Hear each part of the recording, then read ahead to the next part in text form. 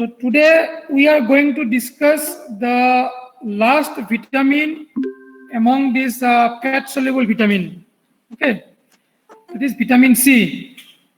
It is not under B complex vitamin. Don't confuse. But it is under water-soluble vitamin, vitamin C. And as this will be the last vitamin, after that I would like to start with the mineral chapter. Is it okay? Yes, sir. Okay. Now this vitamin C, as all of us know, that it is generally considered as a natural antioxidant. In this present, what to say, scenario where this COVID pandemic is going on, so all our doctors are advising that we should continue daily with vitamin C, what to say, either tablet or say syrup, because it used to boost the immunity, as it is considered as natural antioxidant.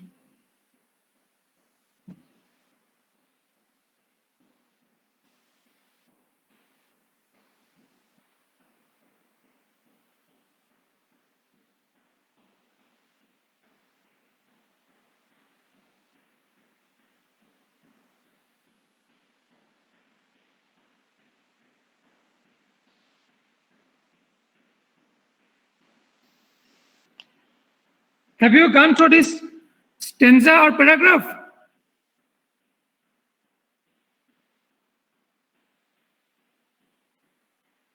Students, am I audible to you? Yes, sir. Yes, sir. This vitamin C, it is chemically known as ascorbic acid, and that too, the most active one is L-ascorbic acid. So I have highlighted this L-ascorbic acid, means it is important for you. Now, if we see the sources of this vitamin C in the nature, we find, or we can find, that most of the citrus fruits contain high amount of vitamin C. For human being, the lemon that we generally consume, either as sherbet or as, what to say, ingredient during taking our meal.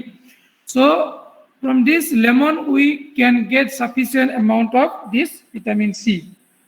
Then most of the green leafy vegetables happens to contain high amount of this L-ascorbic acid. Now if we see among the animal as well as bird, not all the animals need this vitamin in the diet. Only few animals as well as birds require this vitamin in their diet, or we can say it should come from external source. So the vitamin is required in the diet for only a few vertebrates, means maybe animal or bird, say man, as well as other primates like monkey, okay, chimpanzee. All these primates as well as human beings require this vitamin in their diet. Then among other livestock as well as bird, say guinea pig, it needs vitamin C from its diet. Then bulbul bird.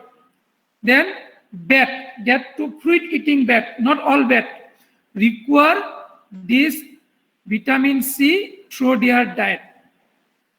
And apart from these animal as well as bird, other animal, that's vertebrates, can synthesize vitamin C from glucose. That's why I have highlighted.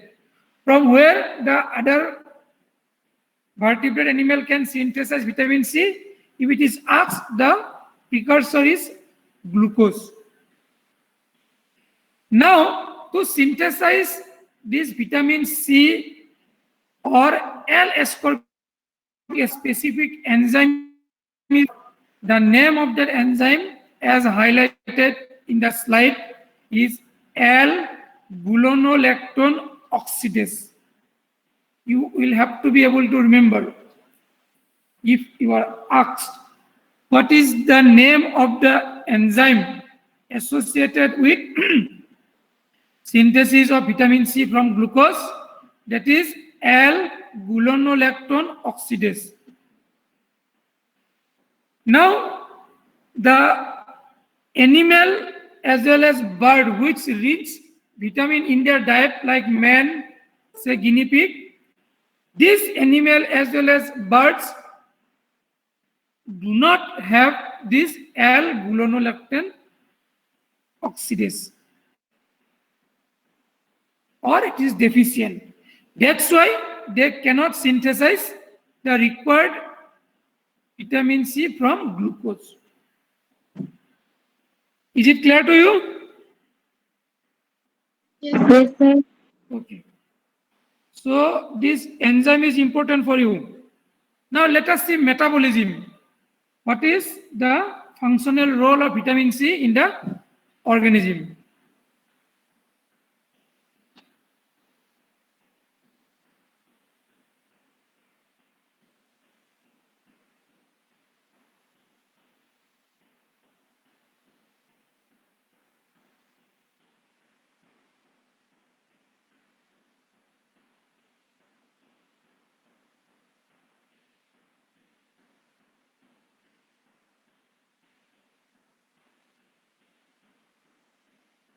Now, this vitamin C is having a vast role to play in the organism.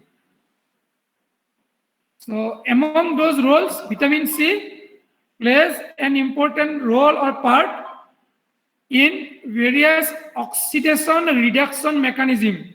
And these oxidation reduction mechanisms are the mechanisms involved in various reactions in the living cells. So in this oxidation reduction mechanism or reaction, vitamin C is very important in the tissue.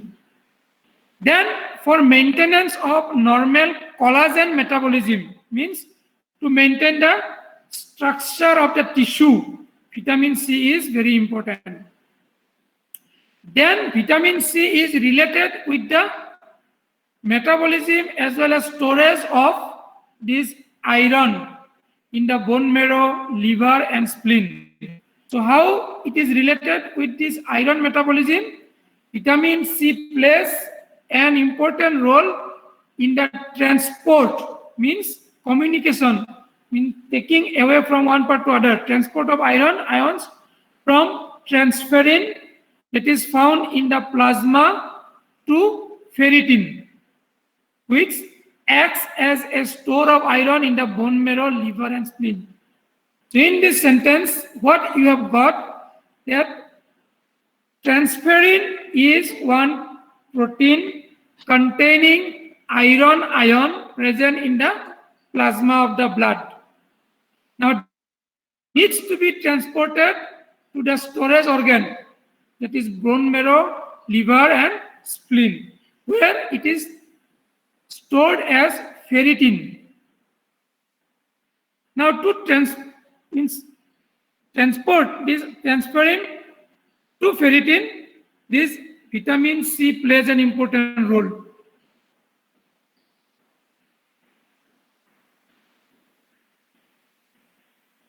Then, as I said in the beginning, vitamin C is one natural antioxidant. So another natural antioxidant already you have got under fat soluble vitamin, vitamin E.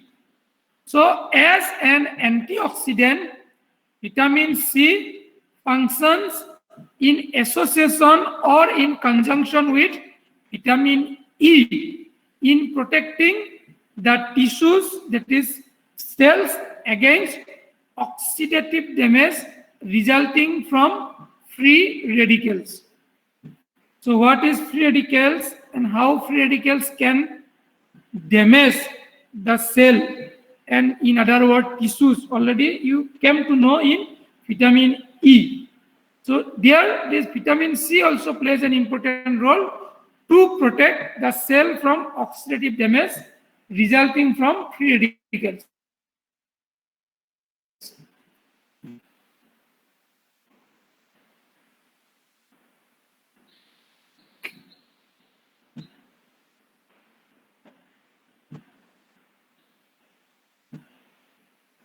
May I go to next slide? Yes, sir. Yes, sir. So here I am going to show you how this chemical structure. Sorry. Before that, let us discuss deficiency symptoms.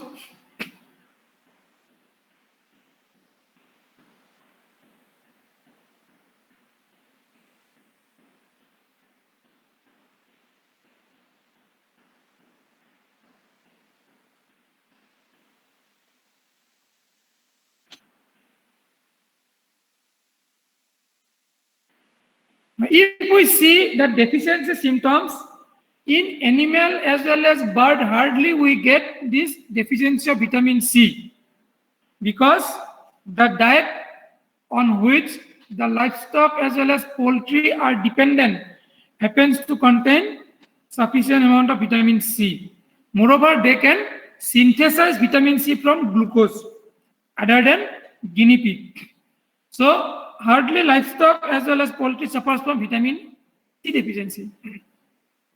Now in other animal or bird who are dependent on external source like man, primate, means monkey or say other primate, or say guinea pig, in those animals, if the animals are not receiving sufficient amount of vitamin C in the diet, then there may be failure in collagen formation, because vitamin C is related in maintenance of normal collagen metabolism in the cell structure. So that may result in structural defects in bone, teeth, then cartilage, connective tissues and muscles. So these defects in bone, teeth, cartilage, connective tissue, muscles may arise due to deficiency of vitamin C relating to abnormal collagen metabolism.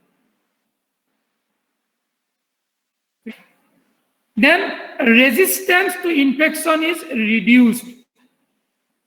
So that's why the doctors or paramedical staffs are advising us to take sufficient vitamin C daily in order to maintain our immunity against this ongoing COVID pandemic. So that we can resist ourselves against the infection, we should have sufficient vitamin C in our body.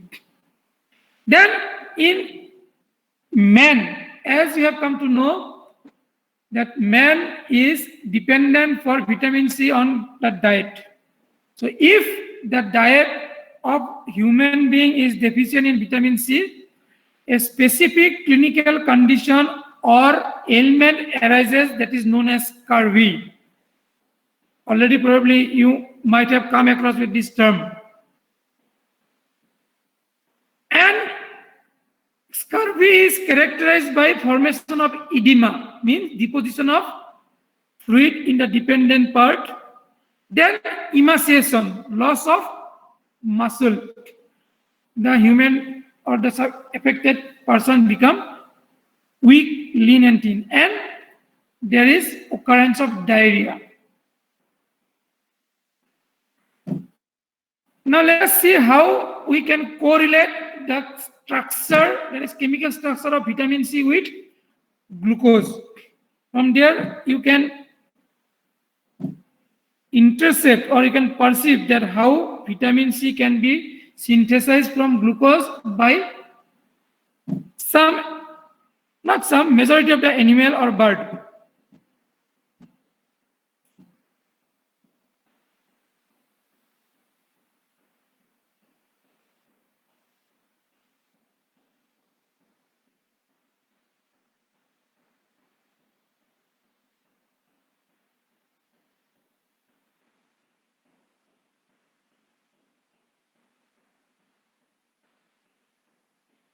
So in the left side, the chemical structure is for vitamin C, that is L-ascorbic acid. Now if we see the carbon skeleton of this vitamin C structure, there are 6 carbon atoms.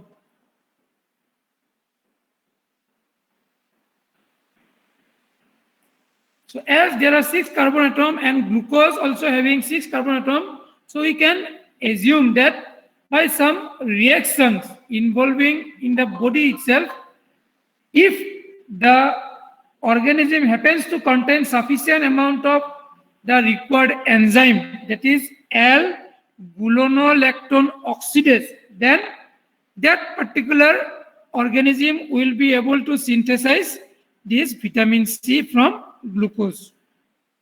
In the right side, I have shown you the chemical structure of D-glucose and L-glucose. So this D and L structure for glucose is depending upon the hydroxyl or hydrogen atom in the structure.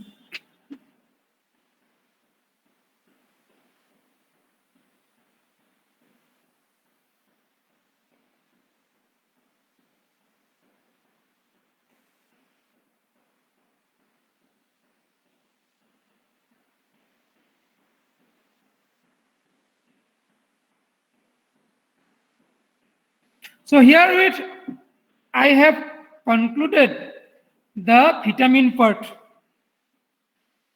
If you are having any inquiry, later on you can ask me in the next class.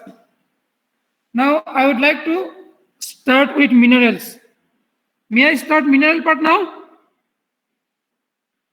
Yes, sir. Okay.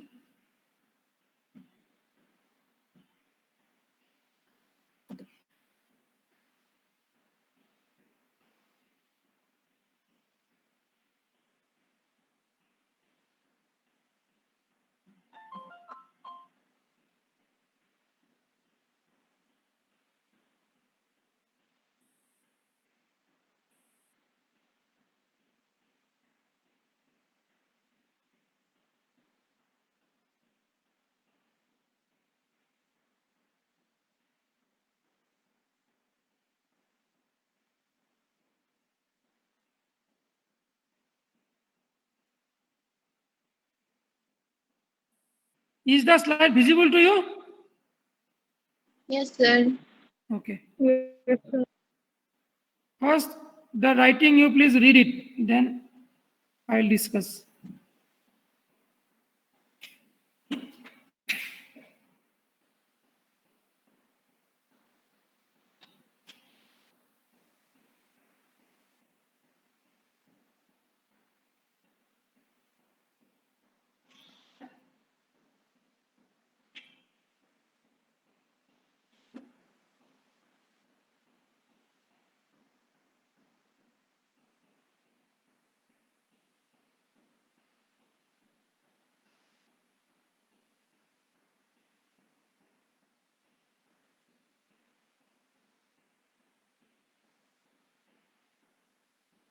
So in the slide, what you have come to know is first the definition of essential mineral elements. So we used to ask the student to define as one question. So you may get what is essential mineral elements. You will be asked to define like that. Now, essential mineral elements, if we are to define, in that case the definition will be, these essential mineral elements are those minerals which have been proved to have a metabolic role in the animal body. Means, if we see or analyze the animal body, we may get some minerals which are not having any metabolic role to perform. In that case, we cannot say that particular mineral element now present in the animal body or bird's tissue, that is not essential. Now, to be essential, a mineral will have to have some metabolic role to perform in the body, then only it will be called as essential minerals or essential elements. Is it clear to you? Yes, sir. Okay. Means if a mineral or an element has a metabolic role in the body, that particular mineral or element will be called as essential mineral elements. Now, these essential minerals or essential elements that are required by livestock as well as poultry have been grouped into two groups. They are major elements or macro elements, then micro or trace elements. So this classification of essential mineral elements are on two groups as major elements and minor elements. Major is also called as macro elements and minor is called as trace elements. Now, on what basis the classification into major and trace elements have been done for these essential minerals? That is on the basis of the concentration of essential minerals in the animal or bird's body, 1 point, and the second 1 point on what basis this classification has been done, that is on the basis of the amount of a particular mineral required by the animal or bird in their diet. So this point is, this classification of essential minerals has been done depending upon the concentration of the essential minerals in the animal body, one condition, or the second condition is amounts, that is quantity required by the animals or by the birds in their diet. So on these two bases or two dependency, this classification of essential minerals into major and trace has been done. Now if we see for trace minerals in terms of concentration or in terms of amount required in the diet of animal or bird, that is coming, I'm reading it out. So normally the trace minerals are present, it is concentration in the animal body is not exceeding 50 milligram per kg body weight. Means in 1 kg body weight, the trace elements amount will be less than 50 milligram, that is 50 ppm.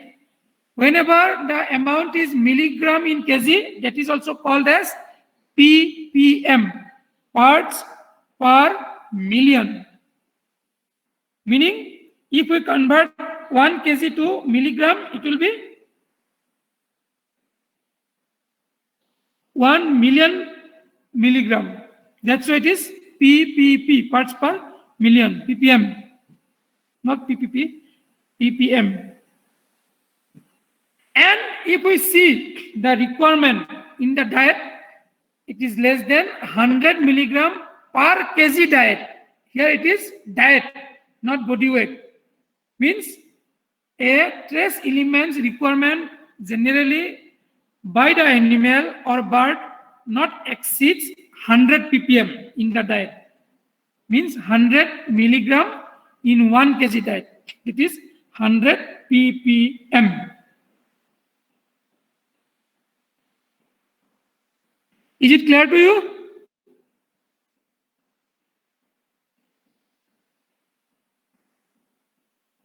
Students? Yes, sir. Okay. Yes, sir. Now may I go to next slide? Yes, sir.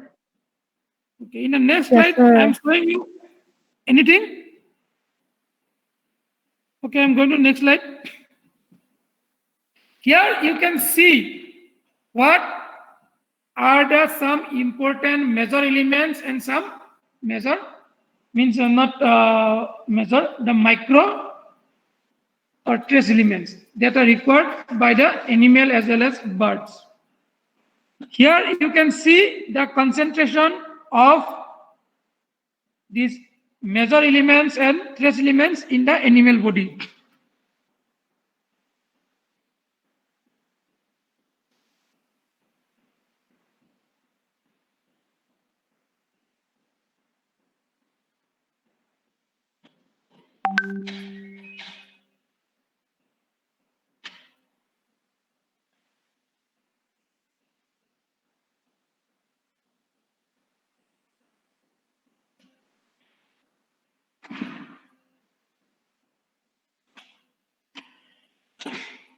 So in the table, you can see the major elements: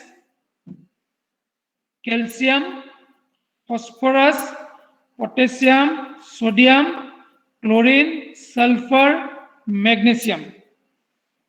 Now, if we see the respective concentration of these elements in the animal body, say for calcium, it is coming 15 gram per kg body weight in the animal body. Phosphorus, 10 gram per kg body weight. So all are in gram. That's why these are measured, not coming in milligram. So magnesium, it is coming 0.4 gram per kg body weight. So the maximum concentration of these major elements is for calcium. It is around 15 gram per kg body weight. Now in the right side, if we see the concentration of trace elements in the animal body, say iron, it is 20 to 80 milligram per kg body weight, means 20 to 80 ppm. This concentration. Other trace elements are other than iron, so zinc, copper, molybdenum, selenium, iodine, manganese, cobalt, etc. There are some other trace elements also. This is not the complete table for major and trace elements. You can now see the concentration of, say, manganese in the animal body. It ranges from 0.2 to 0.5 milligram per kg body weight.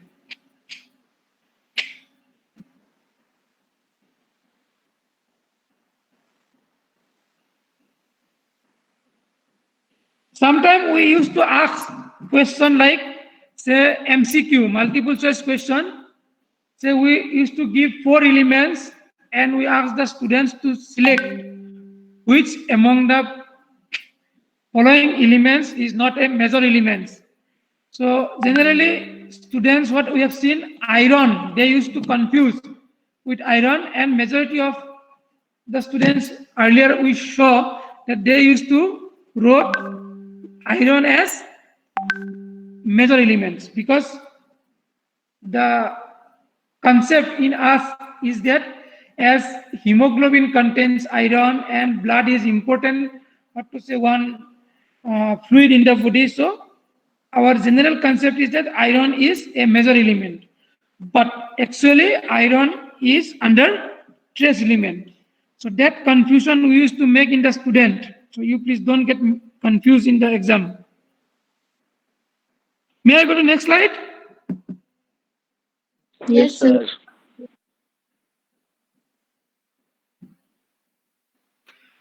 Now we will discuss the different essential minerals or elements one by one. First, we will discuss the major elements. And among the major elements, calcium is the first, or what to say, elements that is containing in highest concentration in the body. If you please go through the slide.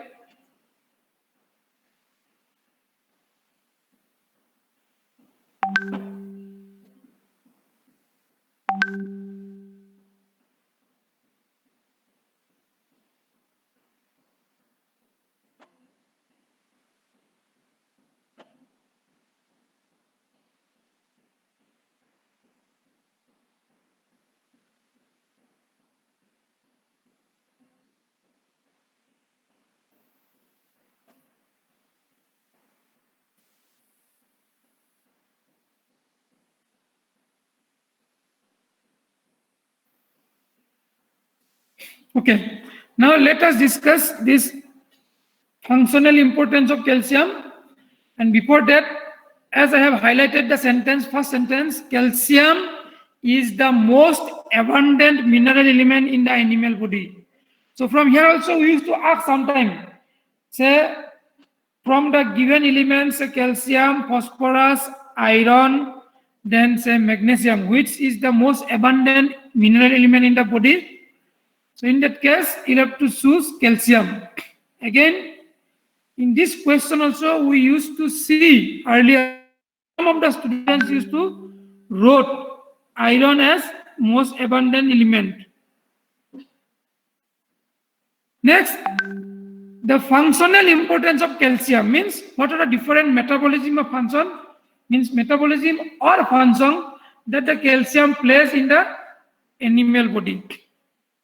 So calcium is having a vast role to play in the metabolism of tissue. The first one, it is the structural constituent of the skeleton and teeth. It is an essential constituent of the skeleton and teeth. And if we see or analyze the body calcium, means of the whole body, we can see that of the total amount of calcium present in the body, about 99% is present in the skeleton and teeth. Means the meaning is like that. Suppose 100 gram of calcium is present in the body. From that we can say 99 gram will be present in skeleton and teeth, and the rest 1 gram will be in tissues, means other tissues, say body fluids, enzymes, etc. So majority is present in the skeleton and teeth. It is about 99%. Now here calcium is the major constituent in the skeleton and teeth. Other than that, calcium is also an essential constituent of living cells as well as tissue fluids. That 1% is also important. Then calcium is essential for the activity of a number of enzyme systems in the body. And among these different number of enzyme systems, some importance are, say, calcium required in the enzyme systems, which is necessary for transmission of nerve impulses.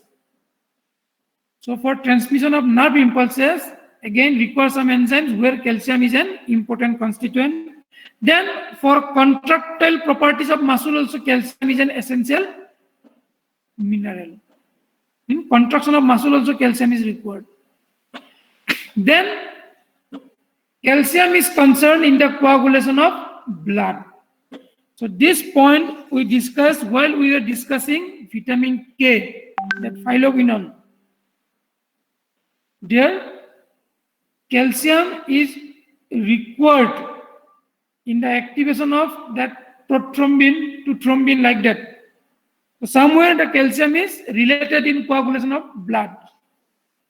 So if calcium is deficient in the fluid, we can assume that there will be delayed clotting of blood.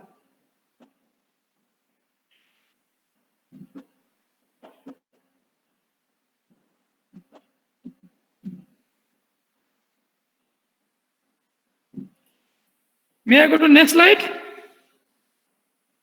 Yes, sir. First you go through it. What is written here?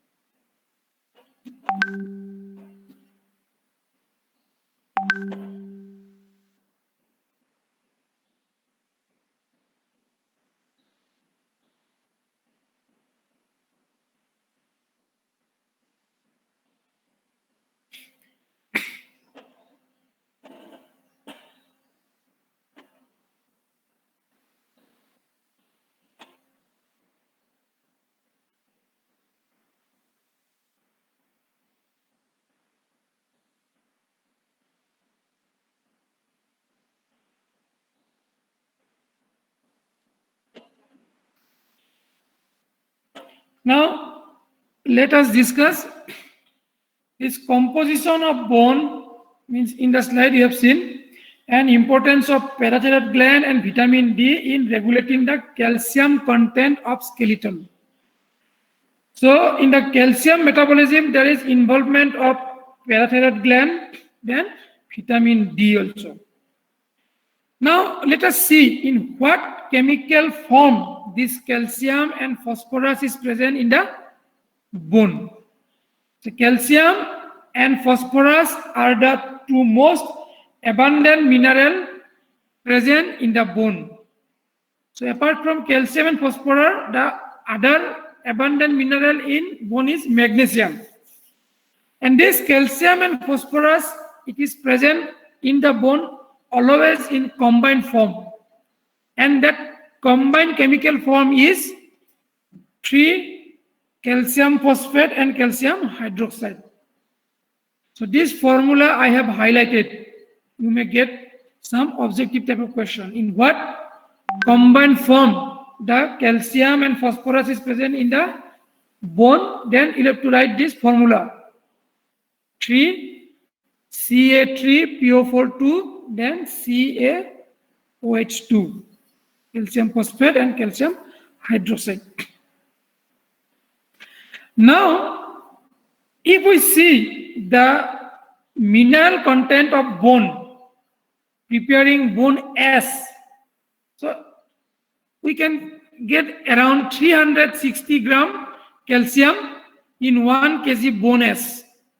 Means in 1 kg bone S is formed, there will be presence of 360 gram calcium, and in terms of phosphorus in 1 kg bone S, it will come around 170 gram. And magnesium, it is 10 milligram in 1 kg bone S. Now, if we see the ratio of 360 gram calcium in 1 kg bone S with 170 gram phosphorus in 1 kg bone S, it is coming approximately 2:1 ratio. So we can assume that in bone as well as in the whole skeleton, calcium and phosphorus are present approximately in 2:1 ratio.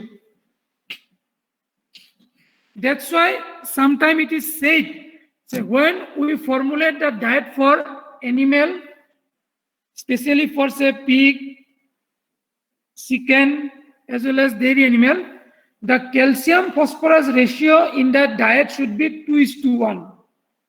The reason is this one, because in the skeletal structure, this calcium and phosphorus is present in 2:1 ratio. That's why in the diet also, it is advisable to give the calcium and phosphorus in 2:1 ratio. Then next point, skeleton is not a stable unit in chemical sense. So though our skeleton is the hardest structure, but it is not stable in terms of chemical sense. So in what sense it is not stable? Let us see. Since large amounts of calcium and phosphorus from bone can be liberated by resorption. Liberated means it can be withdrawn from the bone. And there is exchange of this calcium and phosphorus between bone and soft tissues. And it is always a continuous process. Means there is always exchange of calcium, phosphorus as well as magnesium between the skeletal structure and soft tissues. That's why it is said skeleton is not a stable unit in chemical sense. Is it clear to you? Yes, sir. Okay. Now, if there is exchange of calcium and phosphorus between, say, skeletal structure, that is bone, and soft tissues, how it is controlled? So that is, this exchange is known as resorption, means withdrawal of calcium from bone is known as resorption. So this resorption or withdrawal of calcium as well as phosphorus is controlled by the action of parathyroid hormone and the active form of vitamin D. So in this chemical exchange of calcium and along with calcium with phosphorus, there is involvement of parathyroid hormone and active form of vitamin D. Active form of vitamin D means that is 1,25-dihydroxycholecalciferol, which is formed in the kidney. This part you can again see after the class from this vitamin part, vitamin D. Now let us see if the animal is receiving or if we are feeding low calcium diet, what will happen? So if the animals are fed on a low calcium diet, means the feed that the animal is receiving, it is having low calcium. In that situation, what happened? The parathyroid gland is stimulated. Means the diet is having low calcium, so in the intestine there will be less calcium for the absorption, so it will lead to low calcium in the blood. So that hypocalcemia will stimulate parathyroid gland to secrete parathyroid hormone, and the hormone that will be produced will cause resorption of bone, liberating calcium to meet the requirements of the animal. So here this parathyroid hormone comes to play. So it withdraws calcium from the bone.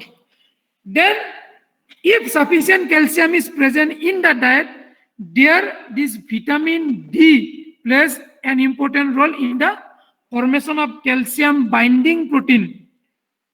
So once calcium binding protein is formed in the microvilli of the small intestine, that calcium binding protein will bind with the calcium that will reach the intestinal epithelial lining, in that means coming from the diet, that will get absorbed to the bloodstream.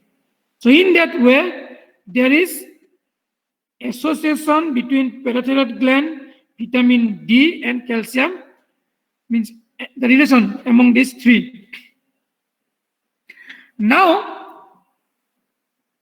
in the beginning of the chemical structure of calcium and phosphorus, in which it is present in the bone, it is 3 calcium phosphate, calcium hydroxide. So since calcium is combined with phosphorus in bone, means it is in close association. So when calcium is withdrawn from the bone, phosphorus is also liberated. Means phosphorus is also get withdrawn and it is excreted by the animal. So here the point you have come to know is that suppose an animal is suffering from hypocalcemia, then calcium will be withdrawn from the skeletal structure, that is especially bone. So along with calcium, phosphorus will also get withdrawn. So later on the animal will suffer from phosphorus deficiency also. Have you understood what I have said here?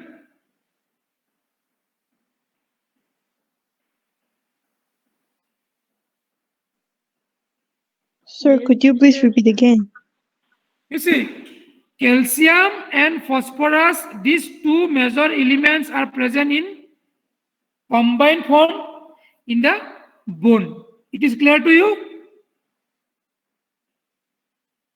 That is evident from the chemical structures. That is 3Ca3PO4 2CaOH2. Okay.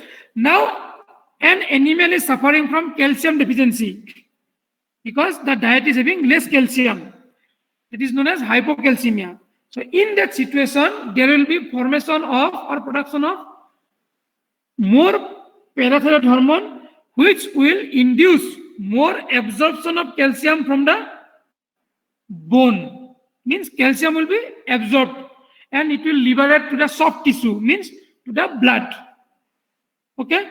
Now the question is, as calcium is in close association with phosphorus, so when calcium is get withdrawn from the bone, phosphorus also liberated. So later on, the animal may suffer from phosphorus deficiency also. Now is it clear to you? Yes, sir. Yes, sir. Okay. Okay, now I am going to the next slide.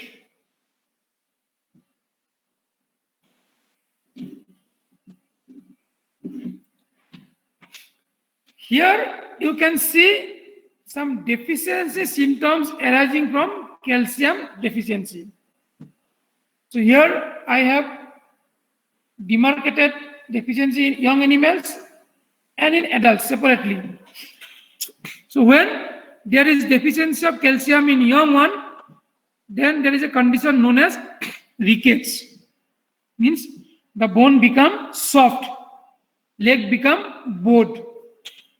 The symptoms of rickets are misshapen bones, there is enlargement of joints, then lameness, which will be shown by the animal as well as bird, and stiffness of joints. That is in rickets, because calcium cannot deposit in the normal way in the bone. Then in adults, calcium deficiency produces osteomalacia. Now in osteomalacia, what happened? The calcium from the bone is withdrawn and not replaced. Okay.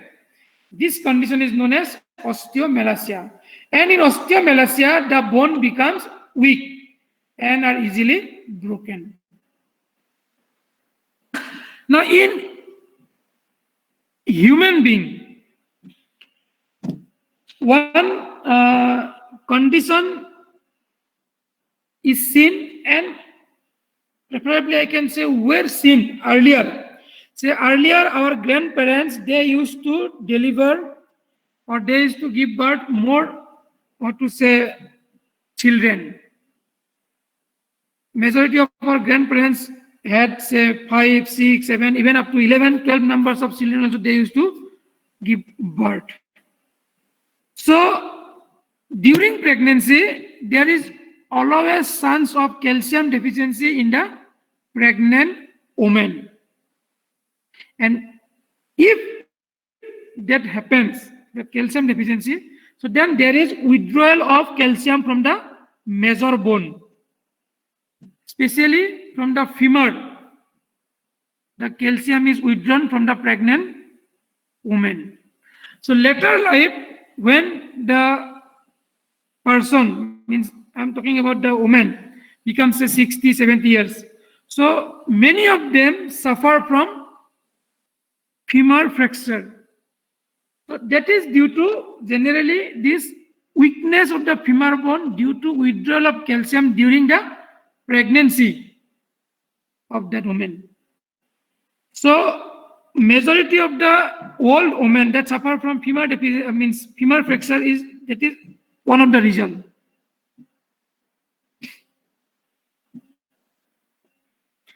So this highlighted point, the symptoms for rickets and osteomalacia are not specific for calcium. Means rickets and osteomalacia is not only due to calcium deficiency. It may be due to deficiency of phosphorus also, or an abnormal calcium phosphorus ratio in the tissue or in the bone or in the skeletal structure.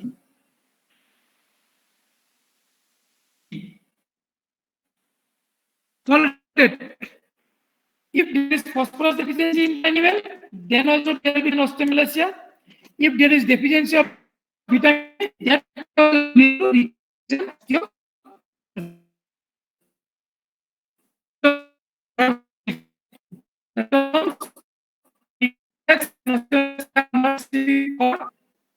and this rickets and osteomalacia may arise, may be produced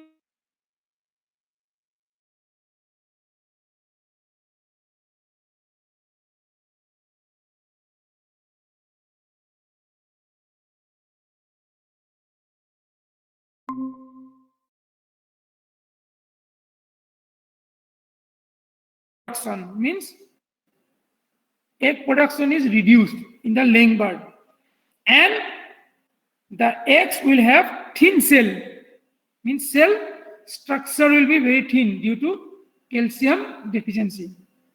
Now, this cell contains the calcium as calcium hydroxide. So when there is deficiency of calcium, the cell will be thin because there won't be sufficient calcium hydroxide. Next, in dairy animal, there is a special clinical condition that arises due to calcium deficiency, that is known as parsurient paresis. Now, this milk fever or parsurient paresis, it is a condition that we commonly come across in high-yielding dairy cows. High-yielding dairy cows means a cow that is having potency to produce more than 10 kg or more than 10 liters of milk. And that to this high-producing dairy cow suffer from calcium deficiency immediately after birth. Suppose the animal has given birth today. By tomorrow, the animal may show these deficiency symptoms of calcium, which is known as milk fever. And this milk fever is characterized by muscular spasm, paralysis, and unconsciousness. So it is an emergency situation in high-yielding dairy cows. If that disease or clinical condition arises. Now, if we see the causes of this parsurient paresis or milk fever, it is not yet clear what is the main cause, but it has been thought, or it has been, what to say, hypothesized that inability of parathyroid gland to respond rapidly to increase calcium absorption from the intestine to meet the extra demands of calcium for milk production may be one cause. You see, after parturition, the demand for milk by the newborn offspring increases. So the cow needs to produce more and more milk suddenly. Now this demand for more production of milk, in other words, as you know, milk contains high amount of calcium, so more amount of calcium will be withdrawn from the bone. At the same time, what happens? During this point, the parathyroid gland, suppose, or it is thought that fails to respond promptly to produce more parathyroid hormone. That's why the animals suffer from calcium deficiency. This is a clinical condition what you will come across in the field. But the thing is that it is treatable. Means a veterinarian can treat this milk fever with little effort. The thing is that we'll have to maintain the normal level of blood calcium, and that can be restored by giving calcium intravenously. And that calcium is given as calcium gluconate. So if a high-yielding dairy cow suffers from this calcium deficiency, say milk fever, then as a veterinarian we'll have to give this calcium as calcium gluconate immediately, intravenously. Now once normal blood calcium is restored, the affected animal responds within short time and get cured from the condition known as milk fever.